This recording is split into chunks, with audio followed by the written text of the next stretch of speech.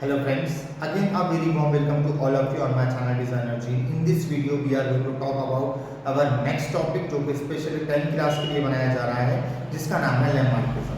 Lamarckism जो है बेटा, ये एक थ्योरी है जो कि जिन्होंने जीन बैप्टिस्ट लैमार्क इन्होंने दी थी। ये साइंटिस्ट थे, इन्होंने मतलब जो है एक थ्योरी दी अपनी इवोल्यूशन पर, जिसका नाम है लैमार्किज्म। ओके, इन्होंने बताया कि जो मॉर्फोलॉजिकल चेंज जो आते हैं लिविंग ऑर्गेनिज्म में, वही रिस्पॉन्सिबल होते हैं इवोल्यूशन के लिए, ठीक है।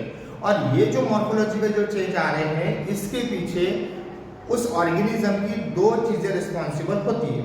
एक होती है उसकी एक्टिवनेस और दूसरी होती है उसकी लेजीनेस।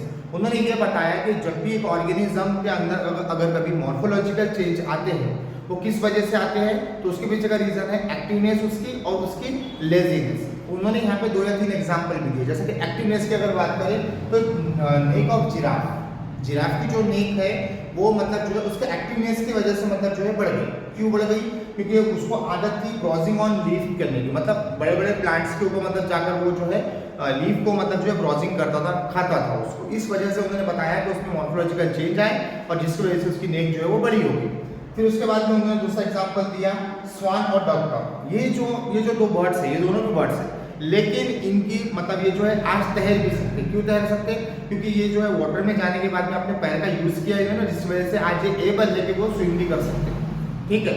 देन उसके बाद में मतलब जो है उन्होंने एग्जांपल दिया लेजीनेस की, ऑस्ट्रिच एंड इनू। ये 2 बर्ड्स थे, आज इनके जो विंग्स है वो पूरी तरह से मतलब वो उड़ नहीं पाते। आज वो एबल नहीं है कि वो उड़ पाए। क्यों नहीं उड़ पाए? क्योंकि वो उनके जो मतलब जो विंग्स है उसका मतलब जो है वो यूज नहीं कर पाए। इस वजह से वो यूज करना उन्होंने छोड़ दिया और यही वजह से इनमें चेंज आया, जिसको अपन मतलब बोलते हैं आज उड़ने के लिए रिस्पॉन्सिबल नहीं है। फिर उसके बाद में आता है लेग ऑफ स्नेक। पहले एक टाइम ऐसा था कि स्नेक को भी क्या हुआ करते थे, लेग्स हुआ करते थे।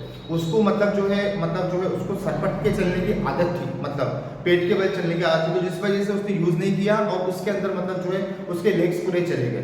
तो ये क्या हुआ? मॉर्फोलॉजिकल चेंज हुआ। ओके, और यही चीजों को अपन कहते हैं एक्वायर्ड कैरेक्टर, मतलब ऐसे कैरेक्टर जो लिविंग ऑर्गेनिज्म के एक्टिवनेस की वजह से, लेजीनेस की वजह से उसमें जो भी चेंज आता है उसे हम एक्वायर्ड कैरेक्टर कहते हैं। और उसने ये बताया कि अगर यही एक्वायर्ड कैरेक्टर जो है एक जनरेशन से दूसरी जनरेशन में अगर ट्रांसफर होते हैं तो इसको हम एंसेस्टरी ऑफ एक्वायर्ड कैरेक्टर कहते हैं और इसी को हम लैमार्किज्म कहते हैं। इसको यहाँ तक के सारे मतलब जो उनको एक स्पेसिफिक समय तक उसको जो है मान्यता दी गई कि हाँ भाई जो मॉर्फोलॉजिकल चेंज जो है ये मतलब लेजीनेस और एक्टिवनेस की वजह से आते हैं, ये यहाँ तक उनको मतलब जो है मान्यता दी गई।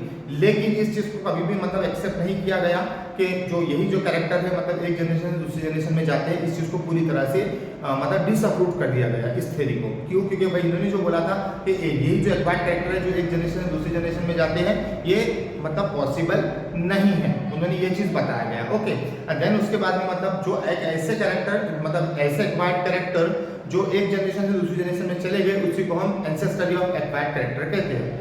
I hope this will help you. Thank you.